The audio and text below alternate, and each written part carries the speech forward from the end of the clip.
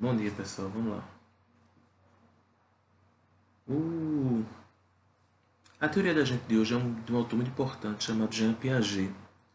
Piaget ele tem um papel central na psicologia do desenvolvimento, porque ele mudou a própria concepção da gente entender a criança. Como assim?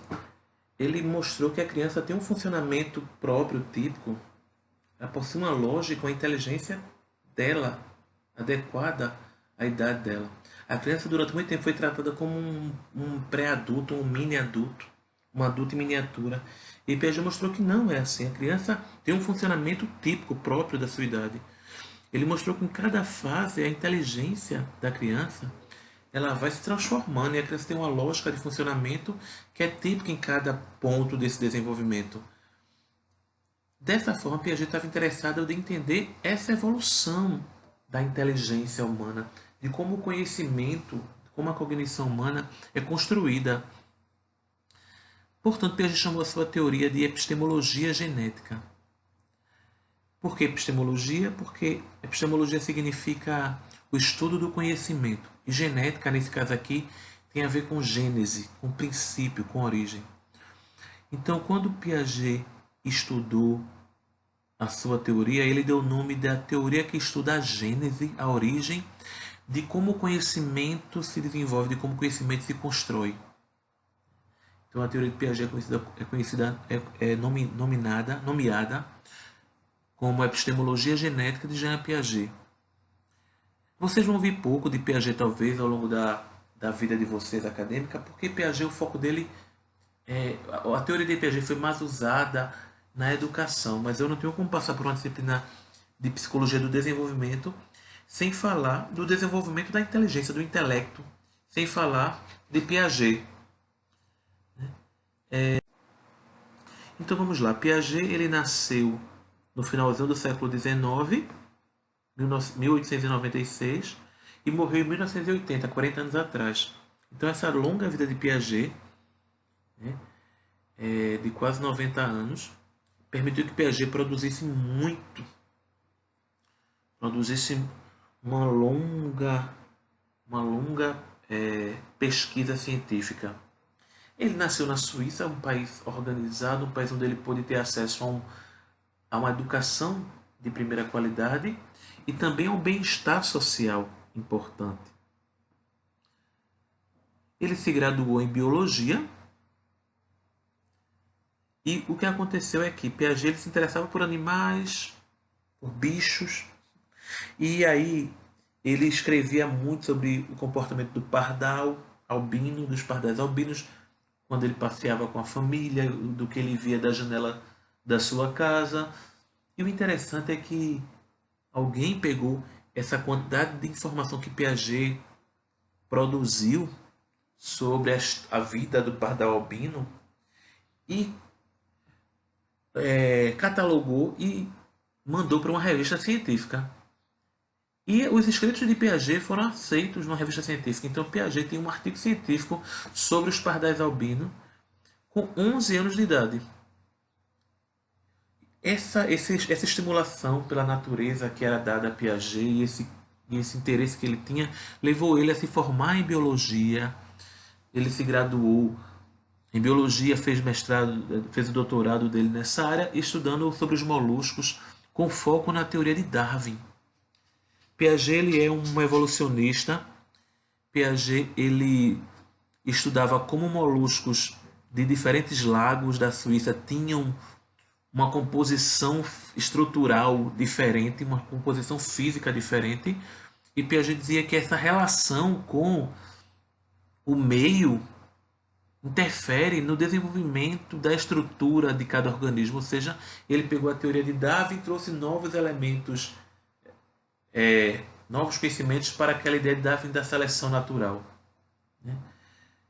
Não sei porquê, na verdade não se sabe como Piaget abandonou a biologia e se interessou pela inteligência humana, pela capacidade intelectual humana. Piaget começou a querer entender como o ser humano constrói a sua inteligência, a sua cognição. E Piaget foi estudar com Alfred Binet, que era um psiquiatra que estudava a inteligência a partir de testes de inteligência. O teste de Binet, o Binet, serve de modelo para alguns testes até hoje, né? Algumas escalas de inteligência usadas até hoje em alguns psicotécnicos por aí afora. E o que é que o teste de inteligência tem de concepção, de perspectiva? O teste de inteligência, ele parte da ideia de que as respostas certas, ou melhor, não é nem que ele parte da ideia, mas ele computa a sua inteligência a partir das suas respostas certas. São as respostas certas que você dá a um teste que garante a sua nota mais alta no teste, o seu QI mais alto, o seu percentil mais alto. Você vai ser considerado intelectualmente mais avançado pela quantidade de respostas certas que você dá.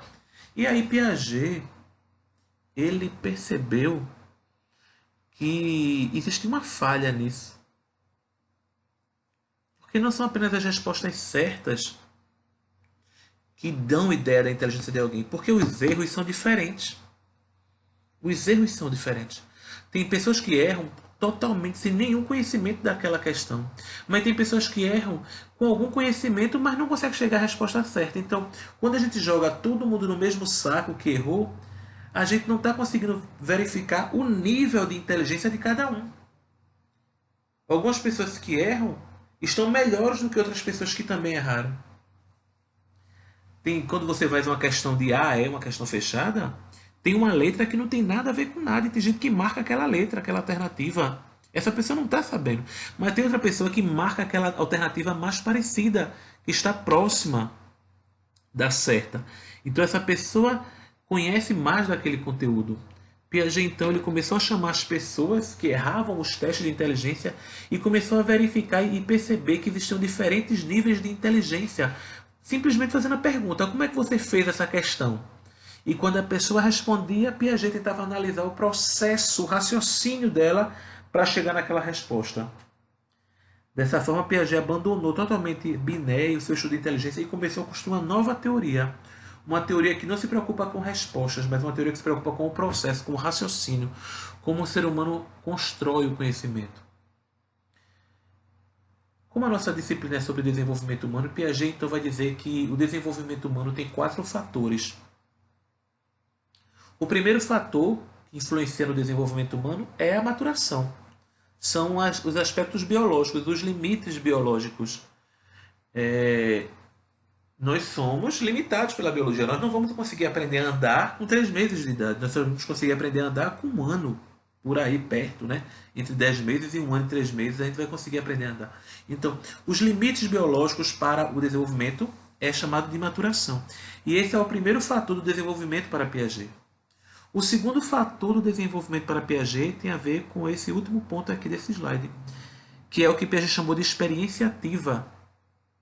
Ou seja, para eu me desenvolver, eu preciso ter contato com o meio, contato com os elementos à minha volta. Eu preciso tocar, pegar, subir, pular, encontrar, pensar sobre. Então, o sujeito aprendente é um sujeito que precisa interagir com o objeto do que ele quer conhecer. Então, a experiência ativa é o segundo fator do desenvolvimento. Então, anotem aí. O primeiro fator do desenvolvimento é a maturação. O segundo é a experiência ativa. O terceiro, para eu explicar o terceiro, eu vou precisar de um pouco mais de tempo. Então, eu vou começar a explicar o terceiro. Anotem já. O terceiro é a equilibração. Mas eu só vou conseguir explicar para vocês o que é equilibração depois que eu explicar primeiro 2 conceitos. O conceito de adaptação e o conceito de estrutura. Então, o fator 1, maturação. O fator 2, experiência ativa. O fator 3, equilibração. E eu vou começar a explicar a equilibração a partir de agora.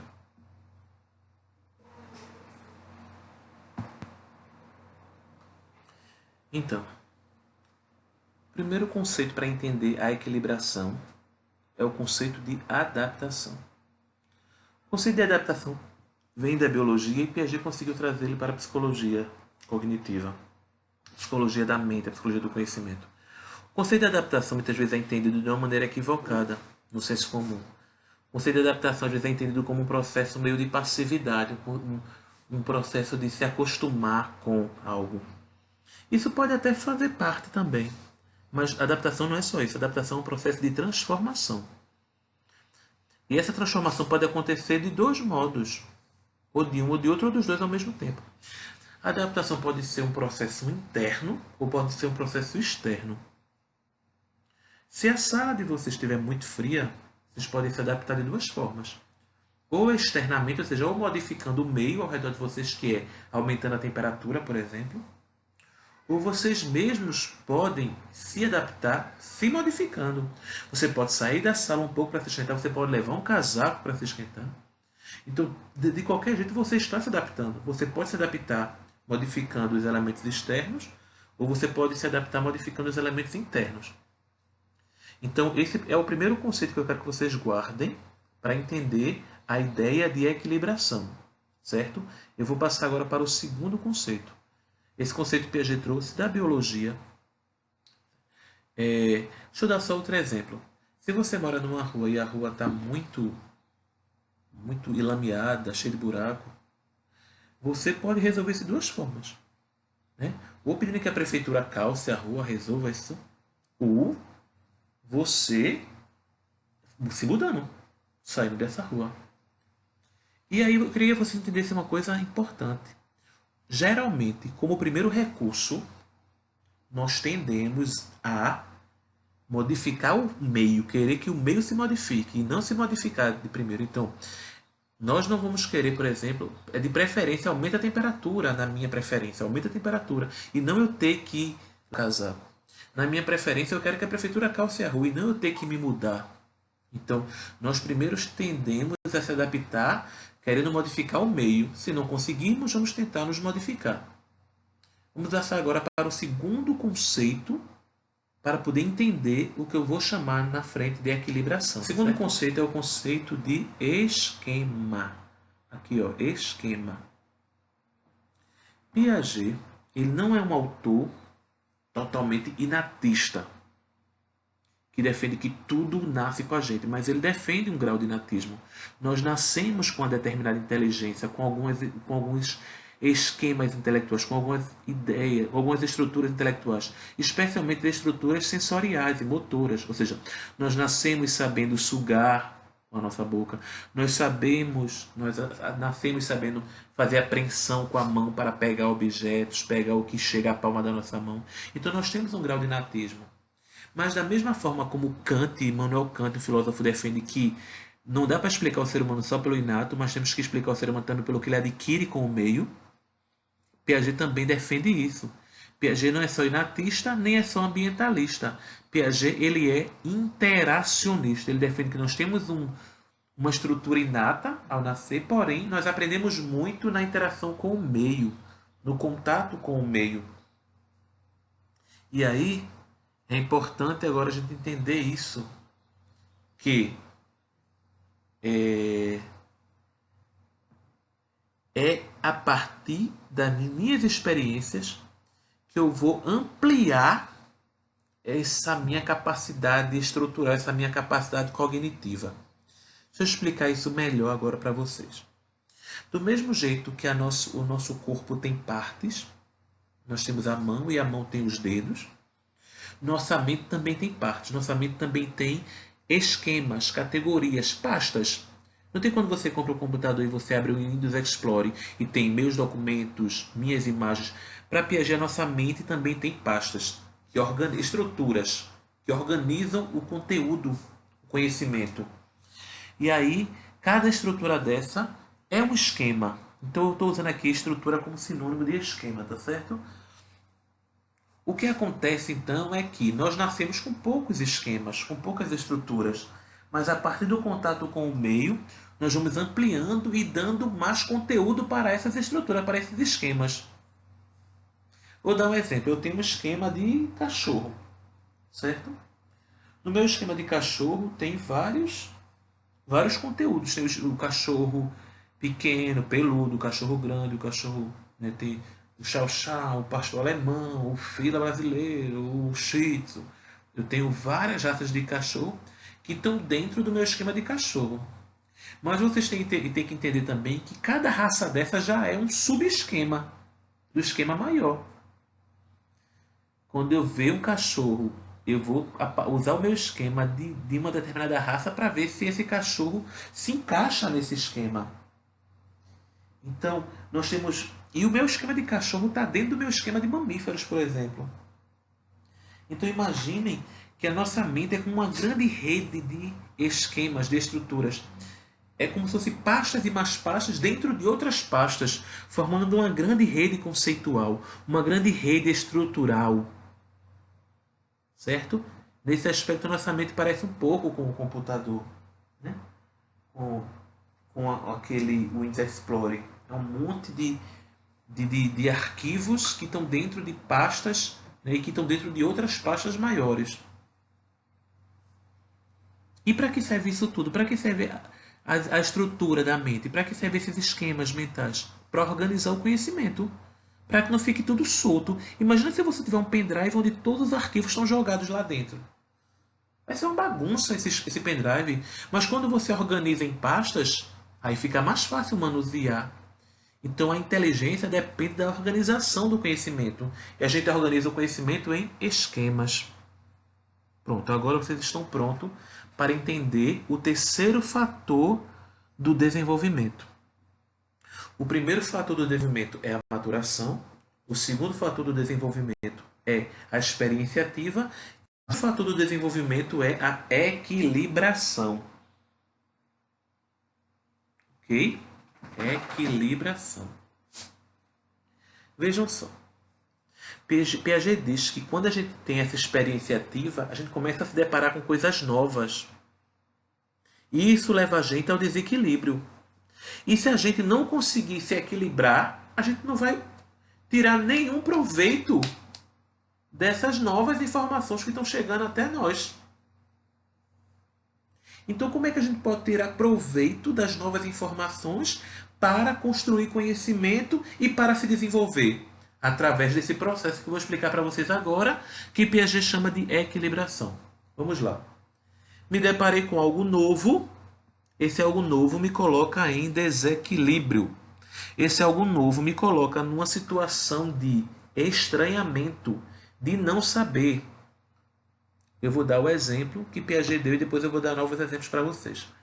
Uma criança de 3 anos ou de 2 anos e meio que vê uma vaca pela primeira vez. Certo?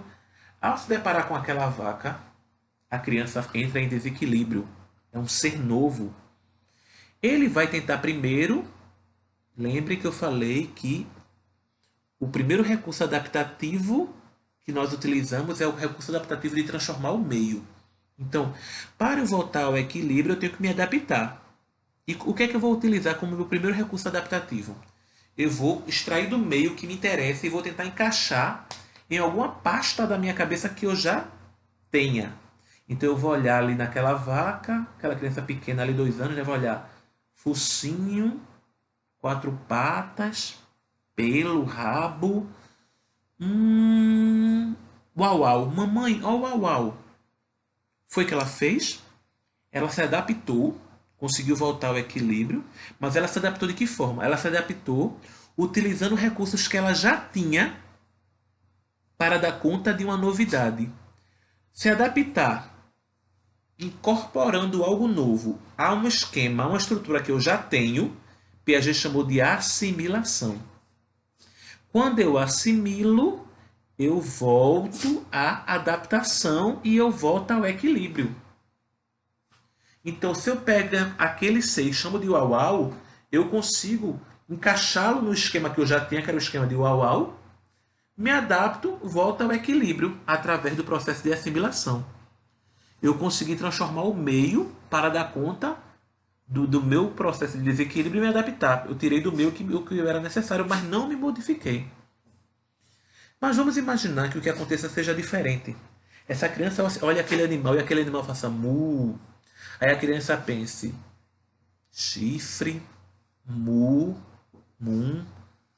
Rapaz, se eu encaixar esse bicho aí como uau-uau, meu esquema de uau-uau não vai servir para quase nada.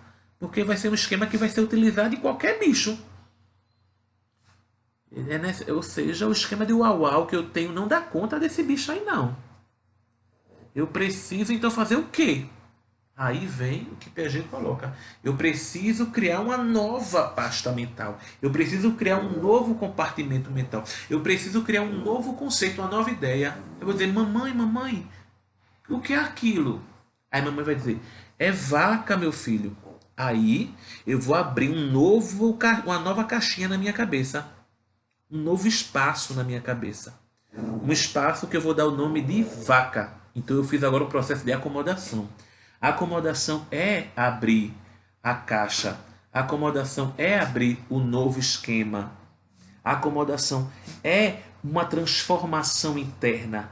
A acomodação é mais trabalhoso. A acomodação significa que eu estou me transformando, que eu estou dando espaço para novos conhecimentos. E aí eu acomodei, eu criei uma caixinha chamada vaca. O que é que eu faço então depois da acomodação? Eu coloco aquela vaca na minha caixinha nova que eu criei. Eu passo novamente para uma assimilação. Só que essa assimilação só pode acontecer depois de uma acomodação. Volto então à adaptação, volto então ao equilíbrio. Então, para eu me equilibrar, eu tenho duas possibilidades. Ou eu me equilibro utilizando os recursos que eu já tenho, assimilando o novo a um esquema que eu já tenho, que é esse caminho aqui mais curto, tchum, tchum, tchum, voltei ao equilíbrio.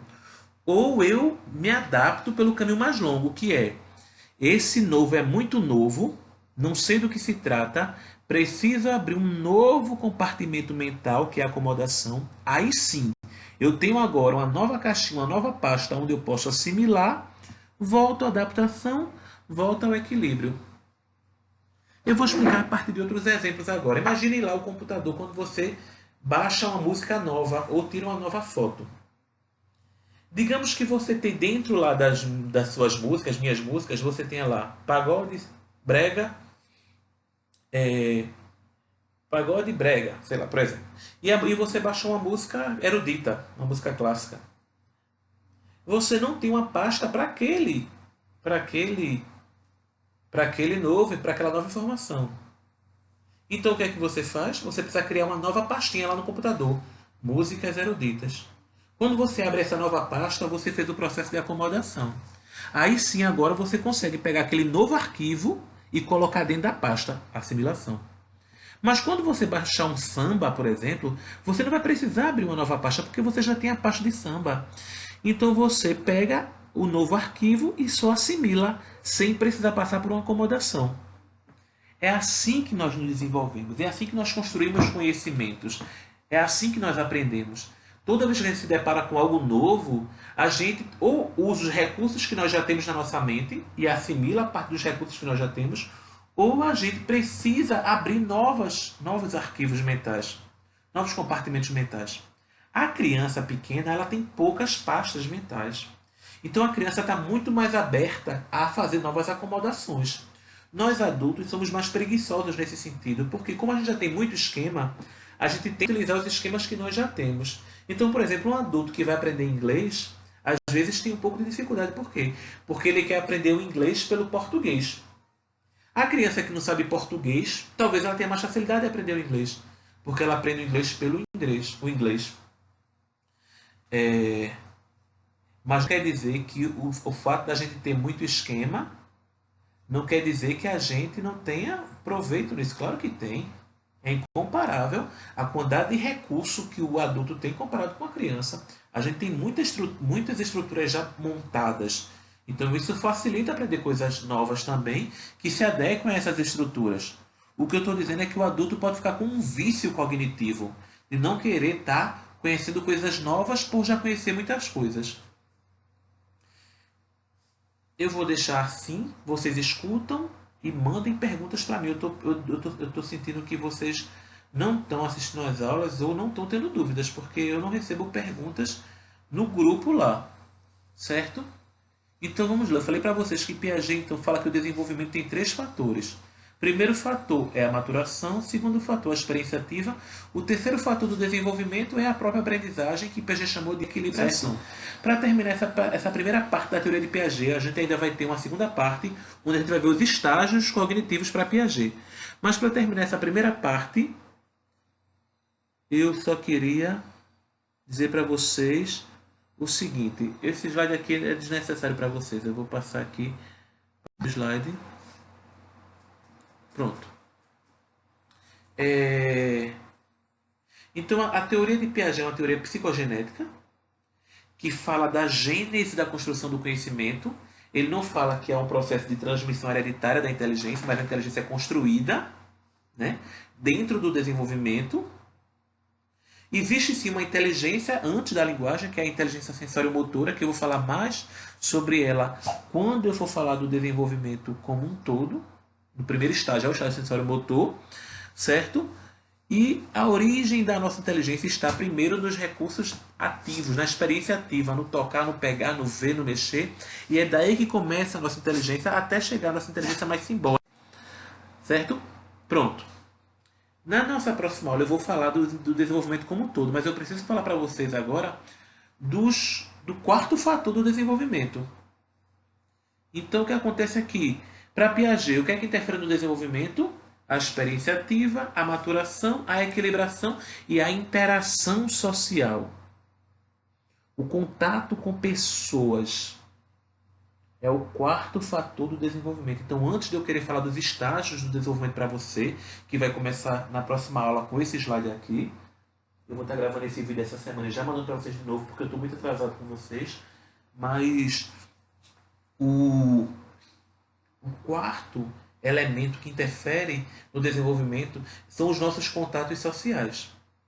Alguns contatos sociais podem gerar mais desenvolvimento e outros contatos sociais podem não ser tão geradores de desenvolvimento assim. Claro que sempre gera, né? Porque a gente aprende a falar com o outro, a gente aprende imitando o outro.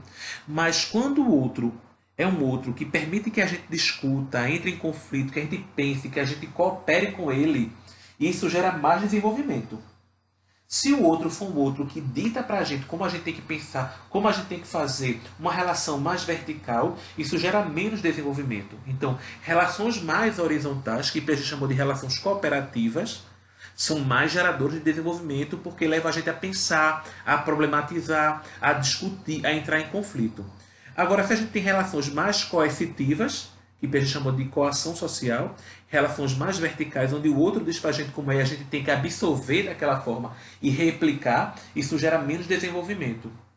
Certo? Eu vou terminar a nossa aula de hoje, vai fazer agora 30 minutos, e vou mandar para vocês, e na próxima aula, que eu vou tentar mandar ainda essa semana, eu falo mais do desenvolvimento cognitivo, ok?